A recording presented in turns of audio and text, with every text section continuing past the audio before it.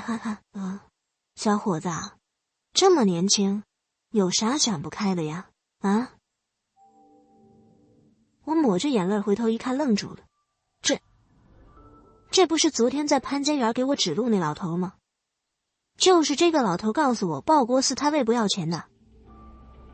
小伙儿啊，从你昨天来潘家园卖东西，我就注意到你了。哼，如果我猜的没错，是不是钱被偷了？这老头穿着一身休闲衣，鬓角有些白发，看着很精神。当时我也没多想，红着眼点点头。我说我卖货的钱被偷了，我不想活了。他摇头轻笑，哈哈哈，小伙儿，你丢了多少钱呢？我答他，我说丢了4000块。哈哈，这老头笑着对我比了一根手指头，4000块也叫钱？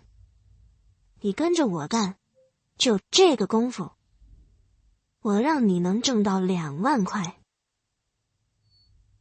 我呆呆地看着他那一根手指头问道，这是多久？1年呢？老头摇了摇头，1个月，哈哈，1星期，哎呀，哈哈，我逗你了。1分钟，只要你上手快，几千块，分分钟的事儿。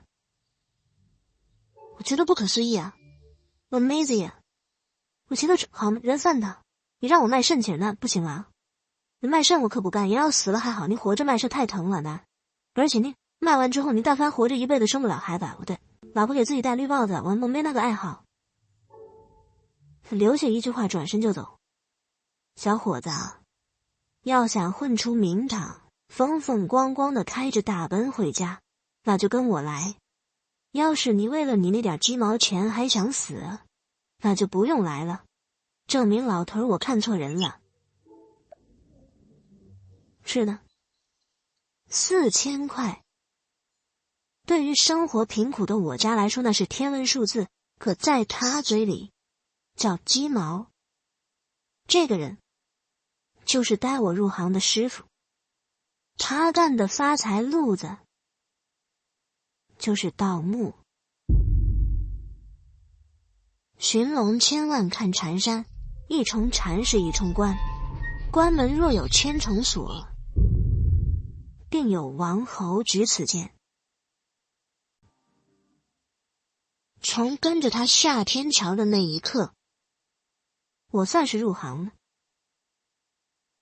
入行不久后就了解了，这老头说的话没错，几千块就是鸡毛，就是能分分钟赚到。这各位是不是经常听说盗墓的4大门派啊？摸金校尉、搬山道人、谢岭历史、发丘将军。其实真实情况不是这样，这些门派早就消失在了历史的长河中。这现在的倒斗呢，大概分为2派，即是北方派和南方派，也有人戏称为胆儿大派和胆儿小派。北派人胆子大路子野，手上抄着一把洛阳铲，他妈什么都敢挖。但是有一点，就是不擅长掏水洞的。尤其是这个湖南、贵州、浙江这些南方地区的水洞子，干千年，湿万年，不干不湿就半年。水洞子难度太大了，人得有水猴子那种水性，水洞子太深的还需要专业的气瓶潜水设备。就不吹不黑啊，北派基本都是旱鸭子，地面上牛逼，水下呢真玩不转。南方派呢有很多是家族式，这个老爸带儿子，爷爷带孙子，一般很少和不认识的人外人去搭伙去，所以被人戏称为是胆小派。这么做就当怕黑吃黑。这一行鲤鱼龙混杂，什么阿猫阿狗都有，牛逼的是真牛逼，那都能倒背藏经的人物，一眼定学，这话不夸张。但也不乏那些滥竽充数的门外汉啊，扛着一把锄头弄个镰刀赶去刨坟那个人，对这种人死的比赵四儿他爹还惨了，被逮着最多的就是这种人。正规军路子的被逮着那就很少了。我大致的说一下，一个6人的盗墓团伙，拿钱最多的是盐把头。盐把头的意思就是看墓、找墓，这是个技术活，厉害的盐把头到哪都有人抢着要。还有卖米郎，是卖米郎呢，是行内的代号，米呀指的就是钱，是有的地区呢也叫卖货郎。这人负责把岛上来的东西变现，这干这个特别要求人脉，南来的北往的，他们都有自己的圈子网络，特别要保证一点，卖出去的东西不能被追查着。后面呢还有负责打洞的土工，这会儿看重经验，这一铲的下去，看带出来的土层就能确定这个墓葬的年代。土工下面还有放风人，这放风人顾名思义了，很好理解，就是放风了。眼力见一定要好，耳根子得活泛，这种人你也不能小看他。一场大活能不能干成了，放风很重要。这有的放风人甚至会在动手前提前1年行动，以一个什么开超市的名义啊，这个那个的，跟当地的居民打成一片，以获取当地人的信赖。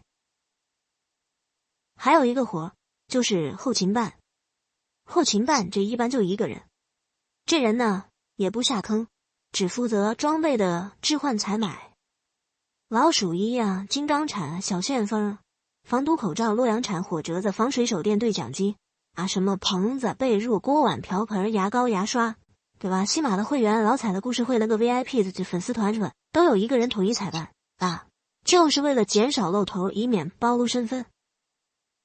最后还有一个活叫散土。我刚入行干的就是散土。散土分的钱是最少的，但就算是分最少，也比打工的要挣得多得多。干散土这个活，人越大众化越好。我就因为这把大众脸才被选上的，对吧？谁没事干天天注意一个16、17岁孩子吃饱撑的。反之，你要长得太帅了，或者太丑了，那你干不了。你兜里土还没散出去呢，被人看你了，发现了，一回背一点儿，装饰散步啊、遛狗的样子，把那个粉土顺着裤腿给撒干净了，不留一点痕迹。事后偷偷的把钱一分，没人能注意到我们。这个带我入行的老头叫王显生，行里人都叫他这个王八头。据说他一生摸过上千座大墓，上到战汉先秦，下到宋元明清，基本上都上过手。行里人最爱的墓有2个，一个是汉墓，一个是西周。原因呢很简单，青铜器和高古玉非常值钱。这人们常说汉墓10墓9空，这话一点没假。西周大墓那就更厉害了，烽火戏诸侯啊，那个年代诸侯满地走，有流行厚葬之风。若是运气够好，找到一个大深坑装满了青铜器的诸侯王西周墓，那我们哥们儿恭喜你，你祖孙3代不用上班了。同样，西周大墓埋的是历朝历代最深的。秦始皇统一6国后建始皇陵，从那以后，封土堆才开始流行。山河变迁，凡是西周大墓一般都在地下15米以上，没有封土堆不好找，更不好挖。这明面上有关部门是禁止青铜器买卖的，但是大家都是心知肚明。那你禁止买卖，电视台鉴宝栏目里那堆青铜器哪来的，对吧？传世的青铜器不足总数量的1%，剩下难道自己青铜器大晚上自己从土里扑蹦出来？不可能啊！来源都一样，都是从我们这一行流出来的。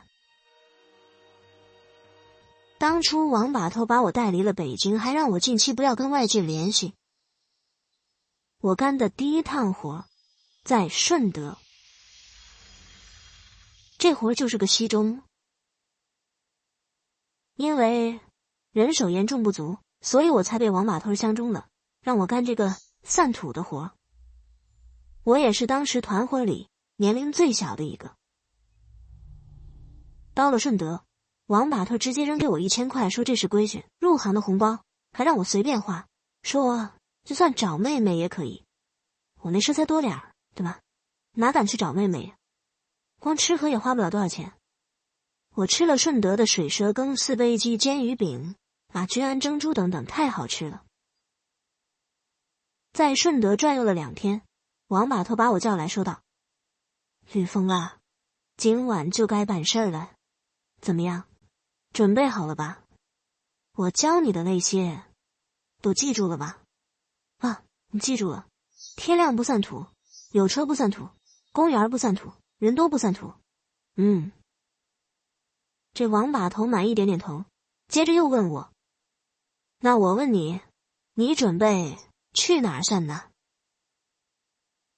想了想，我告诉他说道：回把头，工地边上，拆迁房，树林里，花园里。哈哈哈，不错。这些我还没教你呢。不错，有灵气。机灵点儿，跟着我们好好干。我让你2年之内成为你们全村首富，知道了吗？脸上一喜，我当即是点头说好。欢迎关注我的频道，这样就不会错过更多精彩内容。